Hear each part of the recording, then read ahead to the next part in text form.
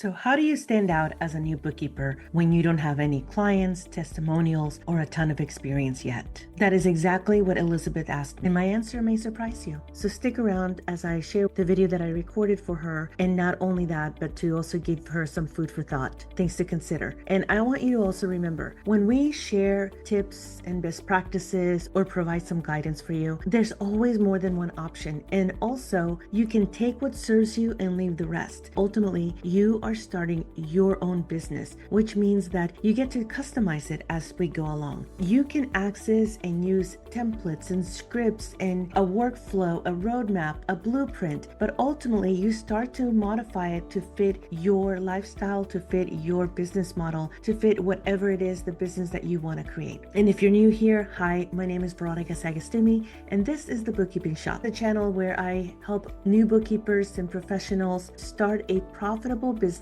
I want to share my response to Elizabeth about how do you differentiate yourself from bookkeepers who have more experience, who have testimonials, and who already have clients. So as a new bookkeeper, you may feel like, oh my gosh, where do I even begin? So let's get into it. Hey, Elizabeth, I want to address the question that you asked, what's a differentiator? And I know that in your notes, you had mentioned that you haven't picked a niche yet. I want you to think of a niche as like you specialize in. It doesn't necessarily mean that you specialize in an industry. You could also specialize in the software. You know, we have a very wide variety, like let's say, oh, I'm a bookkeeper for all businesses. It's really hard when you do your direct outreach to then customize your marketing or your message to try to attract those clients because people don't know that you're speaking to them. It could be a combination. I'm just going to give you an example. And let's just say that you have experience in past jobs in working in a lawyer's office, just for the sake of this example. You might consider saying something like, I specialize in bookkeeping services for busy law firms, or you could even say family-owned law firms, just something that people would be like, oh, that's us.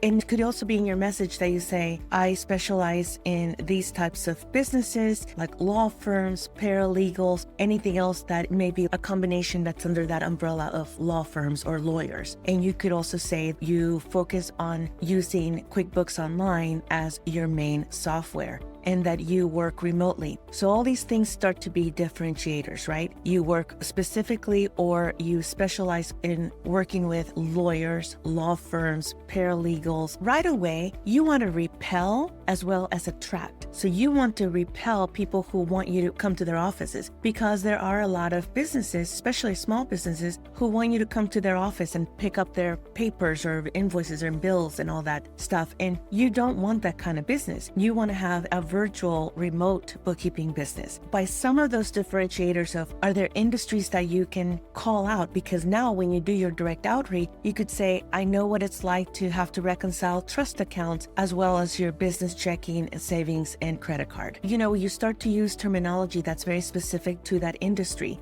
And you don't need to just say that industry. You could have a combination of like-minded industries. For example, you could also say, I offer bookkeeping services to the creative sector, such as website design, graphic designers, copywriters. If you don't know, I have the PDF. It's 1,000 industries, like niches, that you could select from. It's like 100, and under each one of those 100, there's 10 sub-niches that you could select from. And in addition to that, there's the bot, Nisha the Niche Matchmaker, that helps you to customize your messaging to be very specific to the industry you want to reach out to. If you start saying, I offer bookkeeping services to busy attorneys and I specialize in using QuickBooks Online and 100% remote business. But when you start to say the differentiator between you as a beginner to someone who's more advanced, you need to stop thinking about the more advanced. You need to just focus on what is your service offer, because in your write-up, you also said you hadn't thought about what kind of services to offer yet. I will link to a video where I walk you through those beginning service offers. You need to have something, because when you, let's say you're doing the direct outreach, especially if you grabbed Nurture Your Network, or I rebranded it to Contacts to Clients, there's scripts in there that you could customize and then expand as to, hey,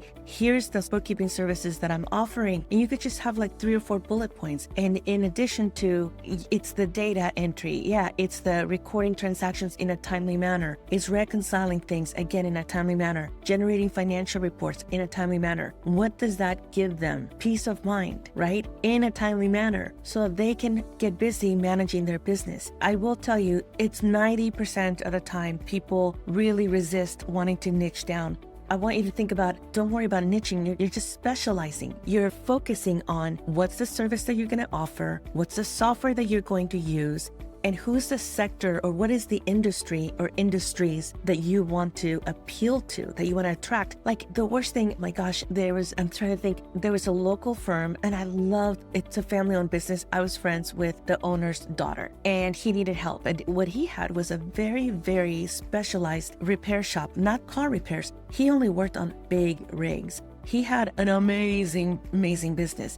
And he was literally like down the street from me. And I refused. That's not the client that we serve, but I referred him to somebody else. He wanted somebody to come to his office, sit in the office, and he would not convert to online. He would not convert to systems. He would not convert to, scanning and being everything online. That's not our client. So it was easy for me to say no. And it was easy for me to refer him to somebody who wants to be that kind of bookkeeper who goes to the client and picks up things or works on site. It's a very different fit. So if you can start thinking about what is the service that you will offer, and I will tell you, there's a couple of other things that could differentiate you. This is a Loom video. My team and I, every single month, our clients are different, but I recommend this for all bookkeepers that they do this. When you send the financial statement, send a quick little Loom video, maybe 3 minutes. You're sharing your screen and you're saying, hey, by the way, the bank reconciliations are done and I'll be able to, here's where you can find them or here's how you can access them. Here are your financial statements. Here's the balance sheet and income statement and cash flow. Everything has been recorded for the month. This is the year to date. You just give a little bit of context. You send that email in a timely manner with the financial statement and a little bit of a narrative of like, here's what I'm giving you, because data entry is data entry. But then if you step back and you're like, ooh, cash is a little tight. The year-end checklist actually has a couple of examples. I know it's a really long video, but it's got a lot of great tips, because what you can adapt at the year-end, you can adapt on a monthly basis. But if there's things that you notice, like people are not paying her timely, or maybe the client is late paying some bills, in your service offer, you could say, provide you with a financial package that includes a video walkthrough. And the video walkthrough does not have to be complex. You probably are more ready than you think. And when you have that first client or first, second, third client, they will ask you things that maybe you don't know on the spot. Like I've been doing this for a really long time, so I could usually come up with the answer. But even now, I get stuck with some questions because it's a little bit outside of my level of expertise, or my area of expertise, I should say.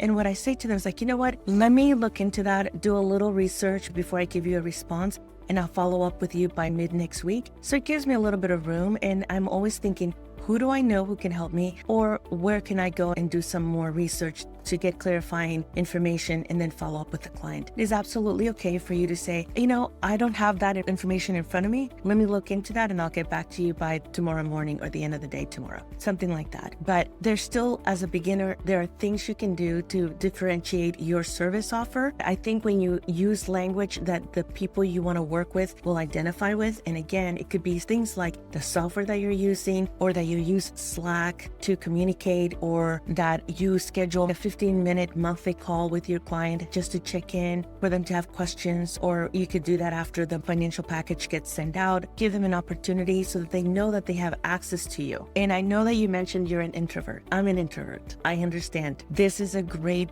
business for us introverts, especially if you have a remote business. Even if you just have 5 clients, 10 clients, each client may end up paying you a little differently. So it's absolutely reasonable that you could have several clients, all of them online. It's great for the introvert because you can prepare for your call if you want, or you can pre-record a video if you want. The interaction is different. You can have some notes in front of you. They don't have to see your desk on the other side. You need to just kind of have your outline, what you want to cover, and it is on your schedule. It is on your terms. All of those little differentiators start to make a difference. And I don't want you to think about they have more experience, because that will only confuse stress you, it will demotivate you, and it'll make you feel like, I don't know enough, I need to know more. Just having those certifications and putting those on your one-page website or on your signature when you book a discovery call. And by the way, I have a video coming out that shows you how to set up a scheduler for a free discovery call using email, if that's what you have as well. Most of these email accounts these days have some sort of built-in scheduler. I hope this helps, and I'll talk to you soon. Have a good weekend. Bye.